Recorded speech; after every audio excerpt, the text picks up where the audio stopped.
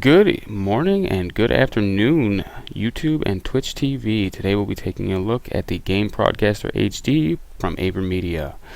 As you can see right off the bat here, where you can record and stream gameplay up to 1080p.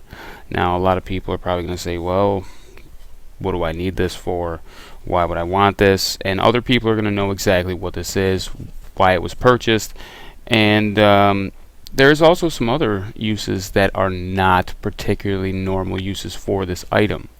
Now, in particular, you can use this to not only, record video games, as it's obviously said, the game broadcaster, but it can be used to basically just make a high-speed, high-quality HDMI input to your computer, which would allow you to plug your cable box in, and a few other devices. You may not be able to record because of HDCP, but of course there's ways around that, but we won't touch on that right here and right now. Cough, cough, screen capture.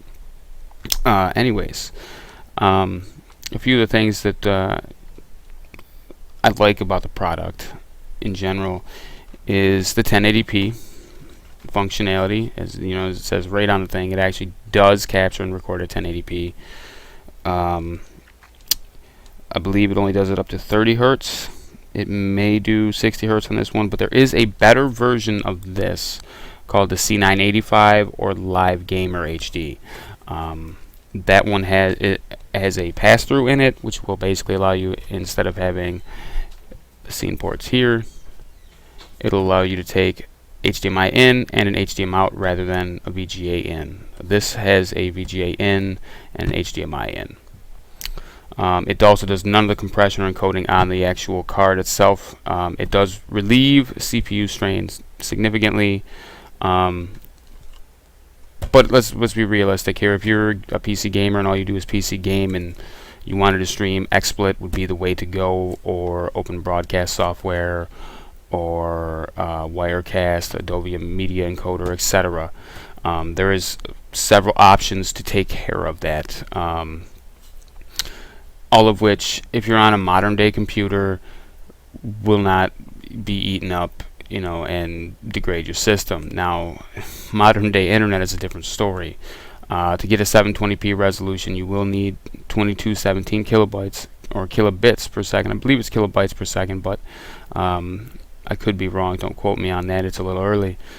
But basically, you're going to need 2 megabits of upload speed in order for a 720 to display properly and not degrade your signal quality. So in reasonably accurate terms, you need to have more than what the United States internet really provides as a whole.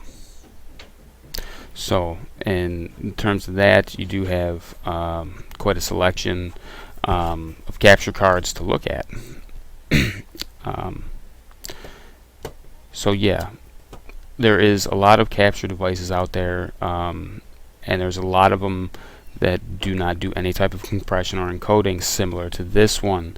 This one is only $140 to $150. However, its bigger brother, the C985, is $200 minimum, and is probably if you're on an i5 and you do a lot of video work, more than I'd say that I do, which I do a fair amount of streaming and video editing, goofing around.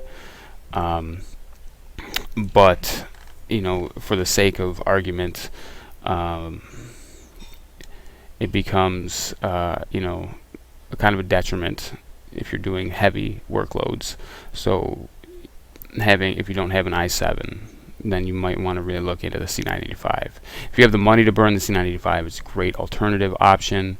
And that's where I'll go with that. Honestly, though, if you're looking to stream PC content from your PC, look into upgrading your PC CPU, motherboard, and hard drive to an SSD before looking into buying a capture card. It's a waste of money that could have been put elsewhere. To a much more important goal. Now, if you're like me and you wanted to stream Xbox, and we'll pop over and show you right now, so we can change scenes. And here we are at Black Ops 2 multiplayer. Now, this is my second account here, as you can see, Voodoo V2. A little 1.64 kill to death ratio so far. Not too bad, not too great. Um, so, this is some of the things that you will be able to come across and will be able to enjoy with a capture card. Of course, everything else has to be fundamentally built behind that as well. You're going to need to have the computer to handle it. In most cases, I would recommend that you do get an HDMI splitter. I would go with a active, non-passive, unless you are reasonably sure that you're going to have very short HDMI cables, as the signal will degrade, much quicker being split and then put onto, two 10-foot cables. So you got to keep those things in mind when you do that.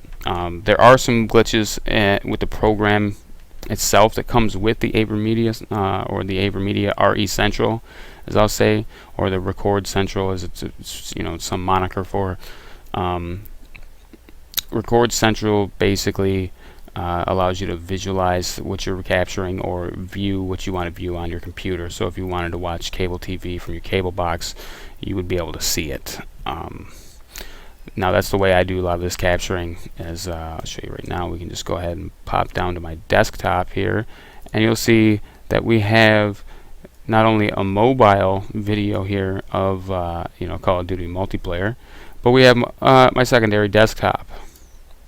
So those are the kind of things that you'll be able to feature with the Avermedia C127 Game Broadcaster HD. I will provide a link in the chat and a link in the description on the uploaded YouTube videos, as well as a few other details, anything that I might have possibly left out. Now, as I was saying, there's glitches with the software. It could actually be a Microsoft glitch with Windows, but it's definitely something you have to take it into mind. One of the things is that if you turn on your Xbox and you turn on the software, everything will be fine, perfectly fine. You'll be able to log in, you'll have sound, etc. Now, if you open up, say, XSplit, and then you turn on the software in your Xbox, you will have no sound. I don't know about you guys, but in my feeling, if I was streaming live gameplay to you, I would want there to be some sound. Like, I want you to hear the gunshots. I'd want you to hear, the footsteps, everything that's going on. At least. I would prefer that you were able to hear my voice and hear my teammate's voice, which is something we'll touch on a little later when we go into the Skull Candy unboxing and review in the next week or so. Maybe we'll touch on it a little more also when we bust out the new Scuff controller that is on the way. Yes, I am a dirty bastard, and I did buy a Scuff controller.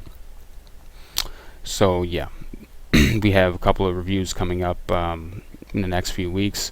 Right now, I'd like to say that the Game Broadcaster HD is a quality product for its price range. It definitely excels ahead of its price range. But if I had the money to burn it at any given time, I would have bought that C985. Even with an i7, having it do the compression on it and having your i7 able to do other things is just amazing, with no detriment to your game that you're playing or the video you're watching or whatever you may be doing. I do a lot of things on my computer, to be honest. I would definitely give it a 4 out of 5 stars. The hardware and the drivers itself, perfect. Software just totally knocks a star. If you're not using the software, this product is what you want. If you were going to live stream a console to Twitch, to Justin, to Owned, whatever, to YouTube, whatever you're doing, you're really going to want to go ahead and take a look at this. If not, and you want to watch, you don't want to have TVs in your house. You got a home theater PC and one of the 27-inch plus 2560 by 1440 or 1600p monitors. You could plug your cable box in, and your graphics card will scale that image properly for you. It may not be the greatest, blowing a 1080p image up to 2560, but it will be possible to do that, as well as a magnitude of other options with that giant workspace.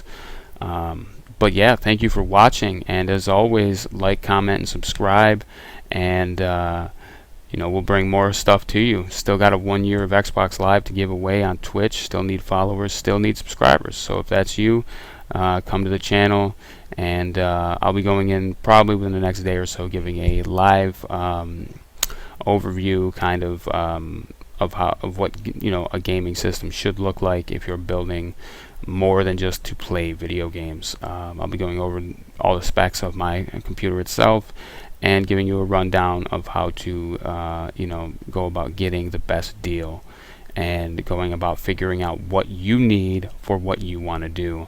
That's very important. Being an informed and intelligent consumer is ideal, because in one terms, the company is going to make more money if you're not informed, but in the same time, they're not going to get accurate data to produce what the consumers want if you just go out there and grab things willy-nilly.